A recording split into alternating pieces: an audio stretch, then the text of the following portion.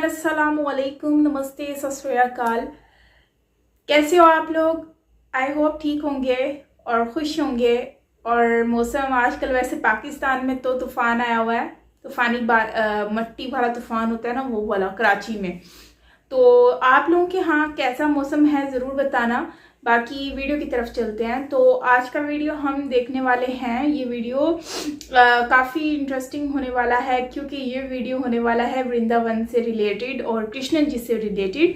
तो चलते हैं, ये वीडियो देखते हैं और ओरिजिनल वीडियो का लिंक आपको डिस्क्रिप्शन में मिल जाएगा। सो चलते हैं, वीडियो को देख लेते हैं। So let's start. तो इन्होंने जो साकार रूप में वो झलक दिखाई, मैं नहीं जानती कि वो मनुष्य थे कि भगवान, पर जो झलक दिखाई इतने खूबसूरत वो मुखड़ा उनका, तो मैंने उनको बोला आप यहीं खड़े रहना, मैं माँ को बुला के लाती हूँ। राधे राधे, मैं हूँ सौरभ। वृंदावन में भक्ति के अनेक रूप देखने को मिलते हैं।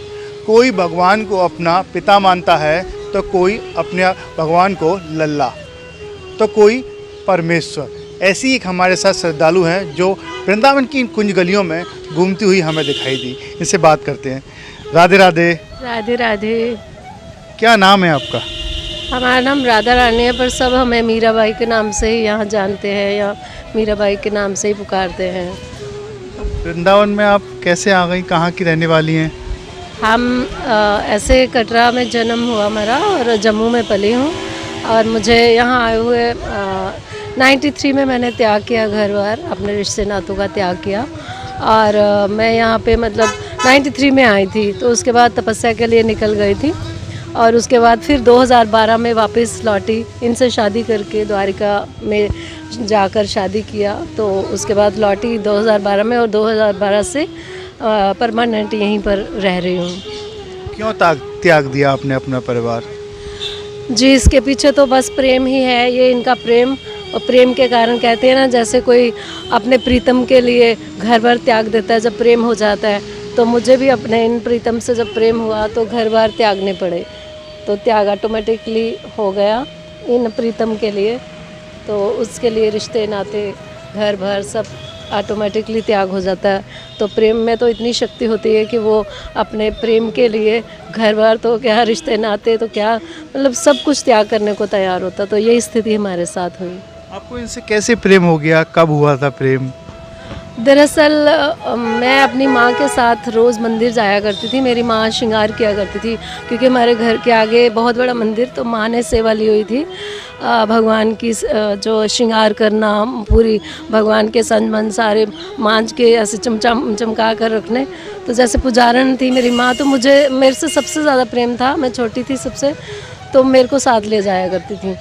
तो उसी वजह से मैं भी भगवान को देखती रहती थी कि ये क्या श्रृंगार करते रहते हैं, कितना सुंदर सजाते हैं।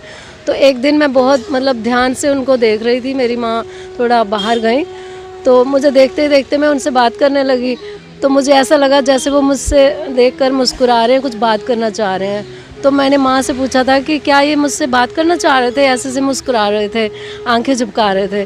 तो माँ ने मुझे बोल दिया कि नहीं, अभी नहीं, जब बड़ी होंगी तो तब बात करेंगे। तो इसी तरह से मैं रोज़ जाती थी, तो भगवान की मूर्ति के साथ खड़े होकर अपना मेजरमेंट कर लेती थी कि मैं बड़ी हुई कि नहीं। तो जब मैं इनके जितनी हुई, 13 साल की हुई, तो मुझे लगा कि मैं इनकी जितनी बड़ी हो गई। तो मैंने बोला आज तो मैं इनकी जितनी बड़ी हो गई हूँ, तो क्या आज तो ये बात करेंगे ना? तो माँ ने टालने के लिए बोला अभी नहीं, अब और बड़ी होंगी तब बात करेंगे। मैंने बोला नहीं, मैं तो घर नहीं आऊँगी, मैं तो बात करके आऊँगी। तो माँ चली गई, लेकिन मैं पूरा दिन इनसे 1 घंटा में ओम नमः शिवाय का जप कर लेती थी। तो फिर देख लेती थी कि ये बात करेंगे कि नहीं। फिर मैंने बोला कि अब अच्छा कितनी देर में बात करोगे? इस तरह करते करते मतलब पूरा दिन निपट गया। तो माँ घर से बुलावा आए कि अरे भोजन तो कर लो। मैंने बोला नहीं, मैं तो बात करके ही आऊँगी। तो जब भगवान 100 गिना, मैंने कहा 100 गिनूंगी, निकल जाना, तो नहीं निकले। इस तरह से मैंने 3 बार 100 गिना। उसके बाद मैंने बोला अच्छा नहीं निकलते, अब देखो मैं क्या करूँगी। तो मैं बहुत ज़िद्दी रही हूँ, तो मैं सिर फोड़ने लगी, निकलना है कि नहीं निकलना। तो इन्होंने जो साकार रूप में वो झलक दिखाई, मैं नहीं जानती कि वो मनुष्य थे कि भगवान, पर जो झलक दिखाई इतने खूबसूरत वो मुखड़ा उनका, तो मैंने उनको बोला आप यहीं खड़े रहना, मैं माँ को बुला के लाती हूँ। तो माँ को बुलाने गई, जब लेके आई तो वहाँ कुछ कोई नहीं था। तो मैंने बोला अरे अभी तो यहीं थे। तो माँ बोली ऐसे थोड़ी भगवान मिल जाते हैं, उसके लिए तो बड़े बड़े तपस्या करनी पड़ती है, ठंडे पानी में बैठ के तप करने पड़ते हैं। तो मैं दूसरे दिन ही अपना गड़बी ली और हमारे घर के आगे नहर बहती थी, तो मैं उसमें ही जाके बैठना शुरू हो गई पानी में, गर्दन से रब्बार। तो ओम नमः शिवाय। अब माँ को पता चला रहे कहाँ चली गई सुबह सुबह 4 बजे। तो उन्होंने सबसे पूछा कहाँ गई, तो सबने बोला कि वो नहर की तरफ गई थी। जब देखा तो मैं पानी में उधर जप कर रही थी 12 बजे तक। वो बेचारी माँ देखती रही, अरे इसको क्या हो गया। तो इस तरह करते करते मैंने 3 महीने यही करती रही। फिर माँ ने सोचा ये रोज़ ही पानी में जाके बहती, किसी दिन बह जाएंगी। तो उन्होंने मुझे टालने के लिए कहा कि अरे किसने बोल दिया कि पानी में जप करने से, मैंने तो वैसे ही कहा था। तो वो तो पहाड़ों में लोग जाते थे, जंगलों पहाड़ों में साधु संत, तब वहाँ जाके तपस्याएँ करते थे, तब जाके मिलते थे भगवान। तो मैं कटरा दोबारा वापस कटरा में चली गई और वहाँ बाणगंगा में बैठकर मैं तपस्या करती थी, जहाँ पे गुलशन कुमार जी का आज लंगर है लगता है। तो वहाँ तप करने लगी। तो इसी तरह से मतलब एक साधन में मेरे मन में ये था कि भगवान कहाँ रहते हैं, सब कहते हैं वृंदावन में रहते हैं। तो अब मैं तड़पने लगी कि प्रभु किसी को तो भेज दो, मुझे पता नहीं है वृंदावन कहाँ है, मैं जाना चाहती हूँ वृंदावन। तो मिल गई थी आपको भगवान तपस्या के बाद? तो जी हाँ, मुझे जो ब्रह्म ज्ञान हुआ वो तो देखो वो शक्ति आत्मा है, एक लाइट रूप है। तो मुझे यह था कि नहीं, मुझे वो रूप नहीं, मुझे तो साकार रूप वही देखना जो मैंने देखा था। तो उसके लिए भगवान ने बोला कि आपको और इंतज़ार करना पड़ेगा 2012 तक। तो क्या करोगी इंतज़ार? मैंने बोला अरे जहाँ इतना किया है तो वहाँ और करूँगी। तो इसी तरह से एक जरिया बना। सबसे पहले तो ये कृपालु महाराज जी जो हैं, इनके ही पार्षद जो ब्रिज कंकर हैं वो वहाँ पर गए प्रवचन के लिए। तो ये लेके आए संगत। आप यहाँ आ गई कितने वर्ष पहले यहाँ पर आ गई? मैं 1993 में आई थी। तो वो लेके आए मनगढ़ में। तो मैं मनगढ़ में जाके, तो जबकि उन्होंने मेरे को पहली बारी मैं गई थी, हमें पता भी नहीं था कि मतलब इस विषय में इतना कुछ ज्ञान नहीं था। तो उन्होंने बोला मीरा गायन करेगी। तो ये कृपालु महाराज जी ने पहली बारी ये नाम दिया था कि मीरा गायन करेंगी। तब मैंने स्टेज पे गायन किया, एरी मैं तो प्रेम दीवानी मेरा दर्द ना जाने कोई। उस समय मेरे हाथ में एक तारा होती थी। तो जब बहुत वैराग में मैंने गाया तो वो कहते नहीं, इसको मीरा नहीं, इसको राधा बना दो। तो दूसरे दिन राधा बनाया गया। कौन सा भजन गाया था आपने, सुना दीजिए। उस समय हमने गाया था एरी मैं तो प्रेम दीवानी मेरा दर्द न जाने कोई, ना मैं जानू आरती बंधन, ना पूजा की रीत, मैं अनजानी तोरी दरस दीवानी मेरी पागल प्रीत। शादी इनसे कब की थी, कहाँ की थी? जी इसी तरह जब मैं वृंदावन में आई तो मनगढ़ में वो लेके गए थे। फिर मैं पूछूं कि कन्हैया तो यहाँ नज़र नहीं आ रहे। मुझे ये था कि जैसे मनुष्य की तरह होते हैं साकार रूप में। तो मैंने कहा यहाँ तो नज़र नहीं आ रहे। सब ने बोला अरे वो तो वृंदावन में होते हैं। तो यहाँ वृंदावन में आई तो यहाँ आके मैं ढूंढूं, अरे और मैंने बोला, सबको पूछा अरे कन्हैया कहाँ रहते हैं? किसी ने बोला बांके बिहारी में। तो अब मुझे ये था कि वो असली वाले जो चलते फिरते हैं वो यहाँ रहते हैं। तो मैंने एक मटकी ले ली, उसमें माखन भरवाया और बांसुरी ले ली कि उनको तो यही पसंद है, बांसुरी और माखन। अब मैं सबसे आगे जाके ना लाइन के आगे चली गई, बिल्कुल दरवाज़ों को पीटने लग गई, कन्हैया दरवाज़ा खोलो ना, देखो कौन आया है देखो। क्योंकि मैं भाव में थी, मुझे तो यही था कि असली वाले यहाँ वृंदावन में रहते हैं। तो सच्ची में जब दरवाजे खुल गए तो मैं एक साइड पर खड़ी हो गई, रश बहुत था, भीड़ थी। अब मैं सोच रही हूँ कि मैं किसी को मैसेज दे देती हूँ कि वो बाहर आ जाएंगे मिलने के लिए। तो एक पंडित जी आए, मैंने बोला पंडित जी इधर आओ। तो पंडित जी कहते क्या? मैंने बोला पंडित जी कन्हैया को जाके ना मैसेज दे देना कि राधिका ना जम्मू से मिलने आई हैं, तो वो समझ जाएंगे। तो वो बहुत सारे पंडितों को लेके आए। उन्होंने बोला अरे कोई है पंडित, तो कन्हैया नाम का कोई पंडित है? कोई कन्या बाहर खड़ी है। उन्होंने सोचा कि किसी पंडित के लिए मैंने इस तरह का मैसेज दिया है। तो वो कहते हैं अरे कन्हैया नाम का तो यहाँ कोई नहीं रहता है। तो जब वो आए कहते यहाँ कोई कन्हैया नाम तो कोई नहीं रहते। मैंने कहा सब तो कह रहे थे कि वो वृंदावन में रहते हैं और बांके बिहारी में रहते हैं, तो फिर अगर यहाँ नहीं रहते तो फिर कहाँ रहते हैं? वो कहते हैं अरे आपके रिश्तेदार हैं, आपको पता होना चाहिए। मैंने बोला अरे मेरे रिश्तेदार कहाँ, वो तो सबके ही रिश्तेदार हैं।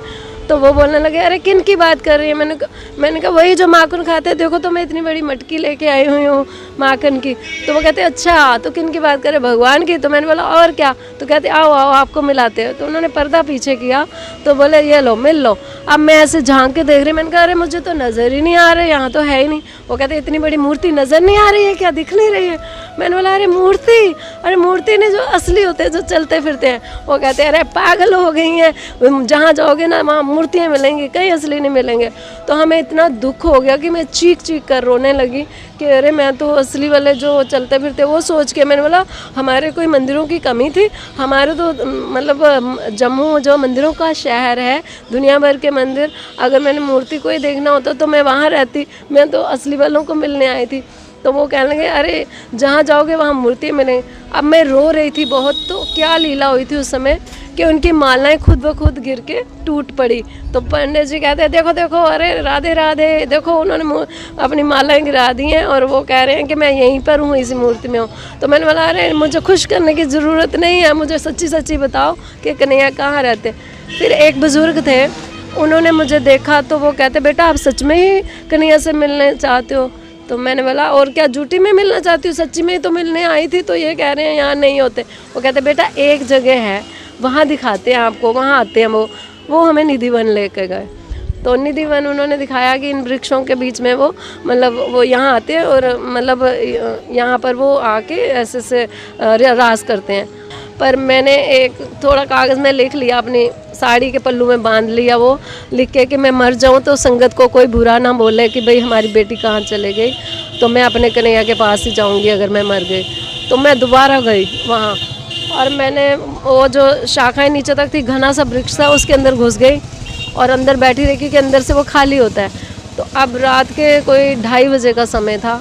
2:30 बजे का समय मैं क्या देखती हूँ, वही लीला थी कि मैं जड़ भरत की तरह हो गई कि जब वो रात के 2:30 बजे उन्होंने दर्शन दिया है, मतलब जितने वृक्ष थे वो गोपियाँ बन के नृत्य हो रहा है। आप रुक गई थी, देखा था आपने? जी हाँ, बस वही समय वो जो उनका साकार रूप पुनः देखा तो मतलब मेरे मुख से यही निकल रहा था कि अरे कन्हैया मुझे छोड़ के मत जाना, मुझे छोड़ के मत जाना, यही निकल ही जा रहा है। तो वो कहते हैं अरे छोड़ के कहाँ गए हूँ, तुम्हारे पास ही तो रहता हूँ। मैंने बोला कहाँ, दिखाई तो देते नहीं हो और आप कहते मेरे पास।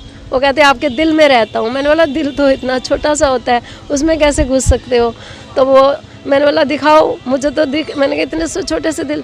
फिर जब ये तीसरा नेत्र खोलते हैं तो दिखाते क्या मेरे अंदर तो क्या वो कण कण में मतलब चिंटियों में, जानवरों, पक्षियों में वही उनका साकार रूप, मतलब सबके अंदर वही आत्मा। जब देखी तो मैं बेहोश होके मतलब बिल्कुल बेहोश होके गिर गई।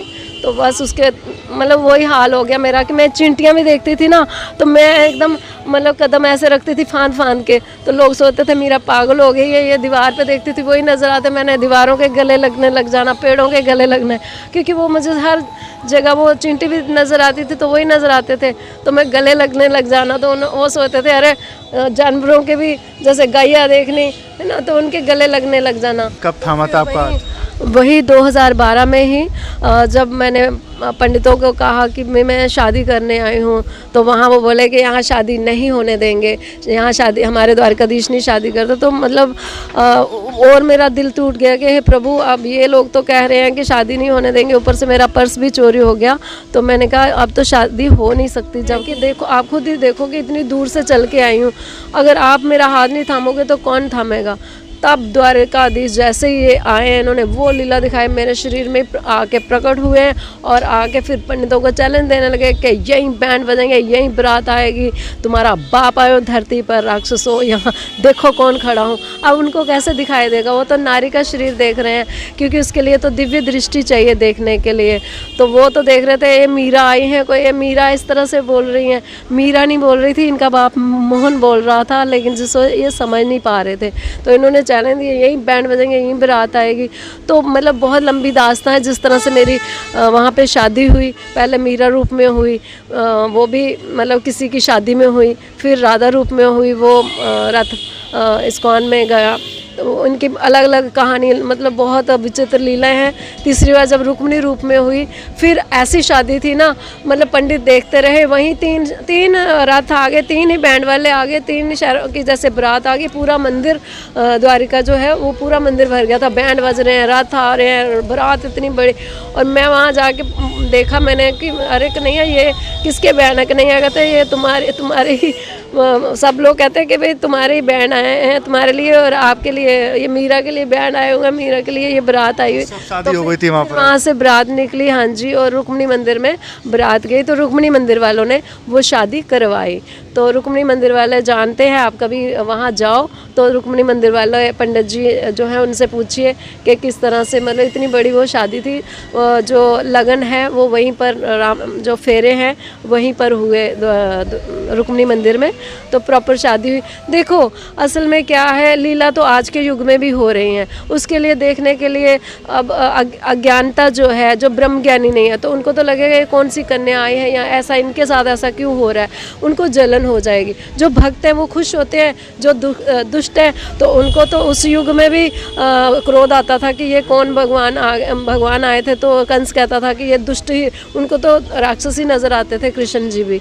तो इसी तरह से आज के युग में भी ऐसी ऐसी लीला चल रही हैं भक्तों के साथ कि जो भक्त हैं वो हमसे बहुत प्रेम करते हैं, यहाँ आते हैं और मिलते हैं, बड़े खुश होते हैं। ये बताइए इनका क्या शेड्यूल है, सुबह से लेकर क्या करती हैं, क्या भोजन में करती हैं? हाँ जी, दरअसल मैं सुबह इनको सारा तैयार व्यार करके और फिर पूजा पाठ करके मैं निकल जाती हूँ भागवतों के लिए। भागवतों में जाती हूँ, पूरा दिन भागवतें सुनती हूँ। बताइए खाने पीने में क्या खाते हैं, मतलब इन्हें सबसे ज़्यादा क्या पसंद है? इनको प्रेम से खिलाते हैं। देखो ये तो भाव के भूखे हैं, ये 56 प्रकार का भोग जो है वो नहीं देखते, ये देखते हैं प्रेम से, भाव से। जो विदुर का भी इन्होंने छिलके खाए, तो सुदामा के इन्होंने सत्तू खाए, है ना। तो ये भाव का हमारा रूखा सूखा जो हम खिलाते हैं, जो हम खुद खाते हैं, तो वो कई बार हम भूखे भी हमें रहना पड़ता है। अब ये बताइए आपका खर्चा कैसे चलता है? तो अब खर्चा जो है घर से मंगाना पड़ता है हमें, घर से मंगा के तो उससे ही है, तो जो थोड़ा बहुत आता है तो उससे हम खर्चा चलाते हैं। पहले तो क्योंकि हम देखो साइडवेज हम अपना कार्य भी करते थे, हम साइडवेज जो है साइड में हमेशा काम करते थे 2012 तक। तो 2012 में हमने सारा कुछ छोड़ छाड़ के हम यहाँ पे रह रहे हैं परमानेंट। अब हम कोई काम तो करते नहीं, बस भागवतें सुननी और यही भजन कीर्तन सुनना, यही हमारा वो कार्य हो गया। ये बताइए आप श्रृंगार कैसे करती हैं, कितना टाइम लगता है, कौन करता है आपको श्रृंगार? जी मैं खुद ही श्रृंगार करती हूँ। मैंने एक्चुअली फैशन डिज़ाइनिंग का मैंने किया हुआ था, फैशन डिज़ाइनिंग का किया हुआ था, और दूसरा क्या है, मैं ब्यूटिशियन का भी मैंने किया हुआ था। तो उसकी वजह से मेरा बुटीक था बहुत बड़ा उससे पहले, मतलब 91 में मैंने बुटीक खोला था अपना जम्मू में, और 92 में मैंने 92 में मैं मतलब बॉम्बे में मैंने हीरोइन के डिज़ाइन भी किए, मतलब करती रही हूँ। तो 93 में मेरा त्याग हो गया। इसलिए श्रृंगार आप इतना सुंदर कर लें? जी, श्रृंगार मैं खुद ही करती हूँ और डिज़ाइनिंग भी मैं अपनी खुद ही करती हूँ। तो मेरे को बहुत कम समय लगता है, मतलब आधा घंटा अभी नहीं लगता, जो मतलब तैयार क्या होना है मैं तो ऐसे करके भी लगा दूँ तो वो अपने आप ही श्रृंगार भी यही करवा देते हैं, यही सब कुछ करते हैं, मैं कुछ नहीं करती। जब से ये घट में प्रकट हुए हैं तो अब मैं नहीं रही। ये कहते हैं लागी हरी से लगन मैं हरी हो गई, खोटी मेरी जिंदगी खरी हो गई। जब से मतलब मैंने इनका कहते हैं ना, जब से मुझे अपना पता मिला है, तो मतलब इसका पता मिला है ना, तो मैं अपना पता भूल गई हूँ। तो ये हाल हो चुका है। राधे राधे राधे राधे राधे राधे। देखिए जब भगवान श्री कृष्ण की किसी को नज़र लग जाए तो वो सब कुछ छोड़कर ब्रज भूमि में आ जाता है। इसी तरीके की जम्बू से छोड़कर कृष्ण से शादी रचा ली द्वारका में, और सिर्फ वृंदावन में आकर अपना जीवन यापन कर रही हैं। ऐसे ही तो भक्त हैं जो कृष्ण की सेवा करते हैं और कृष्ण पर पूरी तरीके से उन पर कृपा बरसाए रहते हैं। राधे राधे राधे राधे राधे राधे, जय श्री कृष्णा। बात है मोहब्बत अगर दिल से हो ना, तो फिर मतलब कि जम्मू क्या पूरी दुनिया इंसान छोड़ सकता है। उस इंसान के लिए जिससे आपको मोहब्बत होती है। फिर दिल वहीं पर ही लगता है जहाँ पर आपको चाहत होती है, प्यार होता है, मोहब्बत होती है। तो खैर ये वीडियो काफ़ी इंटरेस्टिंग, और पहली बार ऐसा देखा है कि कोई इंसान मतलब कि अपने मतलब कि उनकी इतनी इंटरेस्टिंग स्टोरी हमें सुनने को मिली, और वो भी उनके फेस से, एक्सप्रेशन से पता चल रहा था कि वो दिल से बोल रही हैं, और वो जो भी बोल रही हैं उनका दिल से बोल रही हैं। एक होता है इंसान का ख्याल ही होता है, पुलाव के ख्याल होते हैं कि हाँ ऐसा होता है, ऐसा होगा, लेकिन इनका तो देखकर बिल्कुल सिनेरियो अलग ही लग रहा है, मतलब बिल्कुल रियलिटी बेस्ड लग रहा है। और दूसरा कि इनकी जो बात करने का तरीका था वो बहुत ज़्यादा इमोशनल था, हार्ट टचिंग था। और दूसरा कि जिस तरह वो बात कर रही थी तो उससे यही लग रहा था कि वो जिस तरह से बता रही है कि बचपन में छोटी होती थी तो मैं जाती थी अपनी मामा के साथ, तो वहाँ पर श्रृंगार कर रही होती थी मेरी मामा। तो उस टाइम पे मैंने उनसे पूछा कि ये बोलते भी हैं, तो उन्होंने कहा हाँ बोलते हैं। मतलब कि वो बच्चों को बहलाने वाला जो तरीकाकार होता है सिर्फ वैसे ही उनकी मामा जो है वो एक्सप्लेन कर देती थी कि हाँ ठीक है, हाँ ऐसा ही होता है, ऐसा ही होता है। लेकिन क्योंकि अक्सर ऐसा होता है कि बच्चे उसी चीज़ को रियलिटी मानकर उसको पूरी ज़िंदगी उसी को ही सच मानने लग जाते हैं, और उनमें से एक ये है, इनकी भी वही एग्जाम्पल है। तो खैर इनके साथ भी वैसा ही इंसिडेंट हुआ, लेकिन इंसिडेंट तो नहीं, खैर अब वही है कि उनका ऐसा लक लिखा हुआ था, नसीब लिखा हुआ था। हालांकि वो इतनी पढ़ी लिखी भी हैं और डिज़ाइनर भी हैं, और मतलब हर चीज़ उनको किस चीज़ की कमी है, लेकिन एक दिल में प्यार बस गया, एक मतलब कि उनकी झलक दिखी और उसके साथ वो अट्रैक्ट हो गई, और उनको लगा कि इससे जहाँ पर वो आए वहीं पर सुकून है। तो जाहिर सी बात है जहाँ प्यार होता है वहीं पर सुकून होता है, जहाँ आपका अपना कोई होता है ना तो बस वही सुकून की जगह होती है, दिल करता है बस वहीं पर ही रहो। एनीवेज इनका जो स्टाइल था बात करने का, और ऊपर से वो रेडी हुई थी काफ़ी खूबसूरत, मतलब कि बिल्कुल वैसे रेडी होके बैठी हैं, ज्वेलरी वगैरह और ये इस तरह से सब कुछ, और ड्रेसिंग भी बिल्कुल वैसी, और मतलब कि वो अपने आप को इस तरह फील कर रही हैं कि उन्होंने उनके साथ शादी कर ली है। और मुझे आप लोगों ने कमेंट सेक्शन में एक चीज़ बतानी है, और वो चीज़ ये है कि शादी क्या वाकई में ही कृष्ण जी की मूर्ति के साथ इस तरह से शादी कर सकते हैं, और अगर कर सकते हैं तो उसके लिए क्या कॉन्सेप्ट होता है, तो वो भी आप लोग मुझसे ज़रूर शेयर कीजिएगा कमेंट सेक्शन में। वैसे तो आजकल मैंने देखा है डिफरेंट चीज़ों के साथ लोग कर रहे होते हैं शादियाँ, और मतलब कि जो चीज़ प्यारी लगती है तो उसके साथ लोग शादी कर लेते हैं। और रिसेंटली एक प्रेशर कुकर का भी मैंने देखा था, उसके साथ भी किसी ने शादी की थी। अब वो मुझे नहीं पता कि वो कौन थे, क्या थे, मतलब किस रिलीजन धर्म से थे या मज़हब से थे, वो मुझे नहीं पता, लेकिन मुझे इतना पता है कि कुकर से शादी कर रही थी। वीडियो बहुत ज़्यादा वायरल हो रही थी और उसकी तस्वीरें भी बहुत ज़्यादा वायरल हो रही थी, तो मतलब सोशल मीडिया पर। तो खैर ये सारी चीज़ें, लेकिन क्योंकि कुकर से उनको खाने को मिलता है और वो खुश रहते हैं कुकर के साथ, तो इसलिए उन्होंने कहा चलो इनसे शादी कर लेते हैं, तो ये पका कर तो देता है अच्छा। एनीवेज अब हम बात कर रहे थे वृंदावन की और कृष्ण जी की। तो कृष्ण जी के साथ शादी कर सकते हैं कि नहीं कर सकते, क्योंकि वो तो अपने आप को बिल्कुल 100% मान चुकी हैं कि वो कृष्ण जी के साथ हैं और कृष्ण जी से वो शादी कर चुकी हैं। तो खैर उन्होंने अपना सब कुछ छोड़ दिया, ज़ाहिर सी बात है उनको हर चीज़ की रिक्वायरमेंट भी होती है, ज़रूरत भी होगी, अपने घर वालों से ले लेती हैं थोड़ा बहुत और उसी से मैनेज कर लेती हैं, लेकिन उन्होंने अब तक शादी नहीं की किसी से भी, और अभी कह रही हैं मैंने इनसे की है। तो खैर उन्होंने जिस तरह से तपस्या की और पानी में जाकर भी बैठी और मतलब ऐसी ऐसी चीज़ें भी की जो उनको लोगों ने कहा, तो वो सब किया। मतलब इससे आइडिया होता है कि उनके दिल में कितना प्यार था और कितना लगाव था, और वो बस बेसिकली वो चाहती यही थी कि मेरा जो है ना वो कृष्ण जी के साथ कनेक्टिविटी रहे। और दूसरी चीज़ ये है कि कृष्ण जी जो हैं उनको जब वो वहाँ पर आई, सबसे इमोशनल जो चीज़ मुझे लगी वो हार्ट टचिंग थी, वो ये थी कि जब वो वहाँ पर वृंदावन में आई तो उन्होंने उनसे कहा, मटकी लेकर आई थी मक्खन की, और उनसे कहा कि मुझे कन्हैया से मिलना है, तो उन्होंने कहा नहीं, यहाँ तो कोई भी नहीं रहता। तो मतलब कि उन्होंने कहा ऐसे कैसे हो सकता है, सब ने कहा है कि वो यहीं रहते हैं। तो आपको कैसे नहीं पता, मतलब वो रिश्तेदार तो नहीं है ना जो उनसे पता होगा, मतलब इस तरह की बातें। तो मतलब कोई भी होता तो उसका दिल टूट जाता, मतलब इतनी दूर से आए हैं और उनको आगे से ये बोला जाए कि नहीं ऐसा तो कुछ भी नहीं है, तो जाहिर सी बात है दिल तो टूटता ही है। लेकिन क्या करें, बातें तो सारी वही हैं कि वो कह सकते हैं ना कि इंसान जो होता है ना, इंसान तो बस वो यही है कि उसका जब दिल एक चीज़ पे आ जाता है ना तो उसका दिल करता है बस उसको वो हासिल करे। लेकिन खैर वो इनकी बातों से मुझे यही आइडिया होता है कि बहुत ज़्यादा मासूम, बहुत ज़्यादा इनोसेंट हैं, बहुत ज़्यादा इमोशनल हैं और मतलब कि सीधी सादी हैं और मतलब कि इनका दिल बहुत ज़्यादा साफ़ है जैसे दिख रहा था उनकी बातों से।